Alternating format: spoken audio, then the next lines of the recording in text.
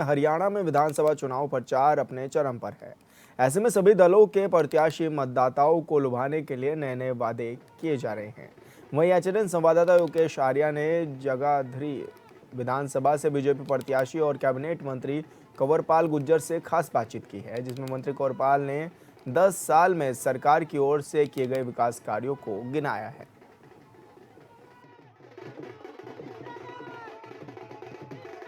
हरियाणा चुनाव चरम पर है और ऐसे में हमारे साथ आज बातचीत करने के लिए हरियाणा सरकार में कैबिनेट मंत्री कंवरपाल गुर्जर जी मौजूद हैं। उनसे बातचीत करेंगे।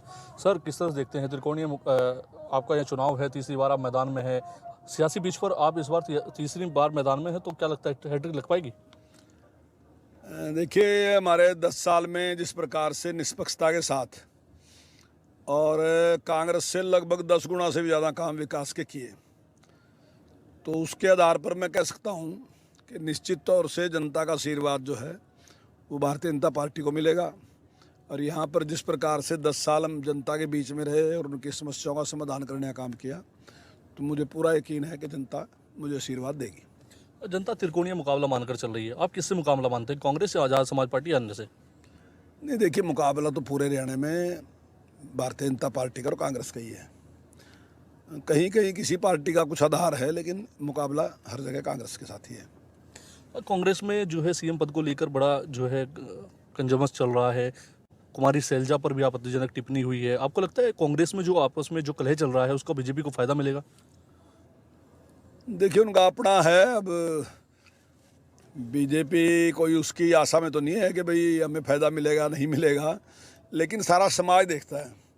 वो सारा समाज भी इस बात पे फैसला करता है कि जो लोग अपनी पार्टी में ही फैसला नहीं कर सकते, वो प्रदेश के फैसले क्या करेंगे। और जब प्रदेश के फैसलों की बात आएगी तब इसी प्रकार से पक्षपात होगा। और जब हुड्डा साहब की सरकार यहाँ थी, तो जिस प्रकार का पक्षपात यमुनानगर के साथ किया गया, और यहाँ तक ऐसा है कुछ सेंटर की योजनाएं थी उनको भी इम्प्लीमेंट नहीं होने दिया। तो ये तो हर आदमी समझता है कि अगर इनका झगड़ा है तो वो लोगों को भुगतना पड़ेगा।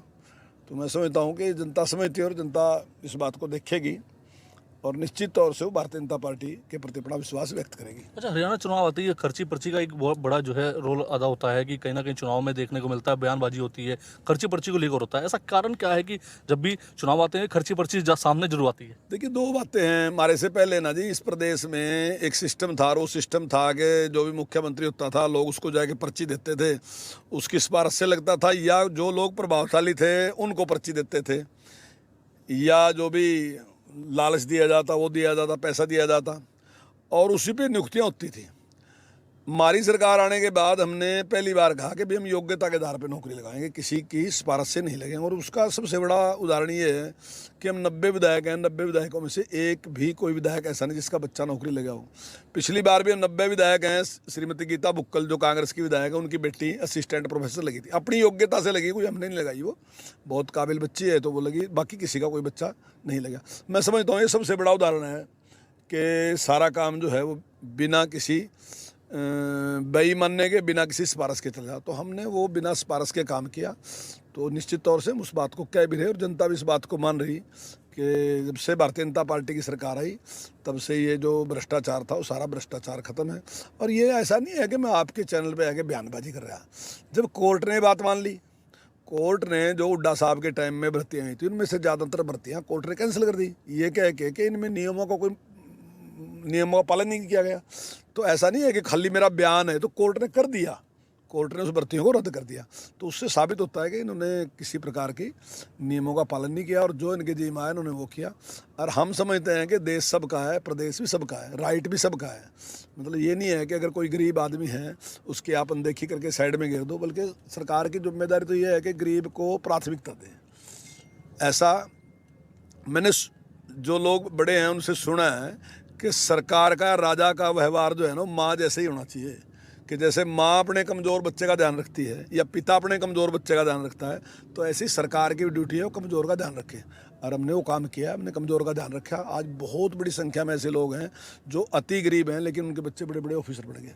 आपकी सरकार में जो है पॉपुलर का रेट जो है 500 रुपये था, उसके बाद आपने बढ़ा करके वो 1800 तक आप ले गए। आपको लगता है पॉपुलर किसान जो हैं उनको फ़ायदा हुआ है, तो उसको विधानसभा में आप कैसे कर पाएंगे? आपको कितना फ़ायदा लगता है कि हो पाएगा उससे? नहीं, देखिए, बहुत बड़ा हमारी ड्यूटी है ये। फ़ायदा तो अब लोगों ने देना, जो देंगे वो तो मालिक हैं, जनता वो देगी, लेकिन हमारी ड्यूटी है। देखिए पॉपुलर जो है ना जी, वो आपके पर्यावरण को ठीक करने में उसका बहुत बड़ा योगदान है, लेकिन किसान जो है पर्यावरण के लिए तो नहीं लगाता, लगा हुआ तो लाभ के लिए।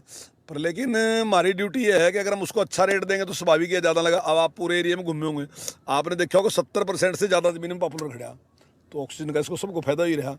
हम उस पॉपुलर के किसान को 7,000 रुपये इस बात के लिए भी दे रहे कि आपने पॉपुलर लगाया है, सफेदा लगाया, इसके 7,000 दे रहे। और जिस प्रकार से लाइसेंस हमने खुलवाए और उसको फ्री कर दिया हमने, जो भी चाहे वो फैक्ट्री लगा सकता है, तो लोगों ने फैक्ट्रियाँ लगाई, उससे लाभ ये आया कि पॉपुलर का रेट जो 400 साढ़े 400 रुपये था, आज वो 1800 रुपये 1700 रुपये है। और 1800-1700 रुपये से भी ज़्यादा है। वो इसलिए है क्योंकि पहले जो उसकी गोलाई थी वो 24 इंच थी और अब उसकी गोलाई जो है वो 12 इंच पे ले रहे हैं। तो जो एक्सपर्ट है उनका कहना है कि इस हिसाब से रेट 2400 रुपये बैठता है। तो किसान को इससे बड़ा लाभ होया, और किसान को लाभ होगा तो सारी चीज़ को लाभ होगा, खाली किसान को नहीं। किसान की जेब में पैसे होंगे तो आप देखो पैसा चारों तरफ डिवाइड होगा, मजदूर को भी मिलेगा, इंडस्ट्रियलिस्ट को भी मिलेगा, दुकानदार को भी मिलेगा, उसकी जो खरीदने की कैपेसिटी है जैसे उसकी बढ़ेगी। ये बहुत बड़ा वर्ग है, जब बहुत बड़े वर्ग की खरीदने की कैपेसिटी बढ़ेगी तो निश्चित तौर से मार्केट में एक अच्छा उठाव होता है, तो वो फायदा मिल रहा सबको। शिक्षा चिकित्सा के क्षेत्र में जमुनागढ़ जिले में आपकी क्या उपलब्धियां हैं? देखिए बहुत बड़ा शिक्षा क्षेत्र में हमारी सरकार ने काम किया। सबसे बड़ी बात तो ये है कि हमने 79 कॉलेज खोले, जबकि आज तक यहाँ सिर्फ 103 कॉलेज थे और हमने 10 साल में 79 कॉलेज खोलने का काम किया। आज कोई भी हरियाणा की लड़की 20 किलोमीटर से दूर शिक्षा ग्रहण करने के लिए नहीं जाती, उसको बीच में ही अपना कॉलेज मिलता है। जो हमारे यहाँ संस्कृति मॉडल स्कूल थे वो केवल 22 थे, आज 138 संस्कृति मॉडल स्कूल हैं, जो जिनमें CBSE से के उस बोर्ड के द्वारा जो पाठ्यक्रम वो दिया गया, इंग्लिश में उनको बच्चों को पढ़ाया जा रहा। इसके साथ ही PM श्री के जो स्कूल हैं वो भी लगभग इससे ज़्यादा स्कूल 176 के करीब स्कूल जो है वो PM श्री में हमने दिए। आने वाले टाइम में उनकी बढ़कर 240 संख्या होगी, तो वो एक बहुत बड़ी उपलब्धि है। मैं समझता हूँ बच्चों को जैसे प्राइवेट में शिक्षा मिलती थी ऐसी सरकारी स्कूलों में भी उनको मिल रही। चिकित्सा के क्षेत्र में अगर आप देखें तो उन्हें एक मेडिकल कॉलेज बनने लग रहा और जल्दी बन के तैयार हो गया, 30% से ज़्यादा काम उसका हो चुका है। अगर यमुनानगर का हॉस्पिटल देखे वो 100 बेड का था, वो बढ़ा के हमने 200 बेड का कर दिया। ऐसे ही छछरौली का देखें वो 6 का था, वो 30 का कर दिया। खिजराबाद का देखें 6 का था, 30 का कर दिया। खदरी गांव में जहाँ डिस्पेंसरी थी वहाँ आज हॉस्पिटल है, कोट गांव में जहाँ डिस्पेंसरी थी वहाँ हॉस्पिटल है। ऐसे ही पूरे ज़िले में हमने सारे के सारे उनमें विधानसभाओं में बड़े हॉस्पिटल बनाए और दूसरे काम किए। और एजुकेशन में सारे ज़िले में पहले एक कॉलेज था, अब ज़िले की जितनी विधानसभा हैं सारियों में एक एक नहीं बल्कि 2-2 कॉलेज वहाँ सारे के सारे उसमें बने। और उनके साथ साथ हर उसमें एक 2-2 ITI भी बनी, हमने उनका बनाने का काम किया। तो आज शिक्षक क्षेत्र में बहुत बड़ा काम जो है हमारी सरकार ने किया। हमारी सरकार है जिसने 10वीं 11वीं 12वीं के बच्चे को टैब दिया। पूरे देश में हम हैं हरियाणा एक जिसने 5 लाख बच्चों को टैब दिया, और सॉफ्टवेयर में सब कुछ उसके 29 सब्जेक्ट ऐसे जो हमने तैयार करके उसमें डलवा दिए। और 2 GB डाटा हम हर बच्चे को फ्री दे रहे हैं, लगभग 5 करोड़ रुपए हम हर महीने उसका पे करते हैं और बच्चे को दिया कि वो अपनी पढ़ाई कर सकता है। तो ये सारे काम हमने करके दिए। इसके साथ ही हमने सुपर 100 शुरू किया, जो सरकारी स्कूल के बच्चे हैं उनको हम कोचिंग दे रहे हैं। स्टार्टिंग में सुपर 100 था, ये 2 साल तक ये 100 रहा, अब इस टाइम ये सुपर 600 है। और बहुत बड़ी संख्या में ऐसे बच्चे हैं जो IIT में और MBBS में जिनके बच्चों का एडमिशन ले रहे और दूसरे अच्छे कोर्सों में जा रहे।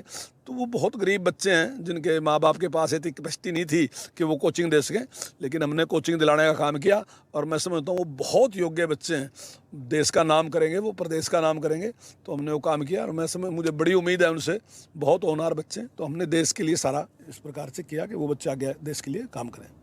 तो ये थे हमारे साथ कंवरपाल गुज्जर जी, जो कि तीसरी बार जो है इस बार सियासी पिच के मैदान पर है। अब देखना होगा कि इनकी जीत की हट्टी लगती है या किसी और को मौका मिलता है। कैमरा पर्सन सहयोग के साथ मैं योगेश आर्य, HNN न्यूज़, हरियाणा।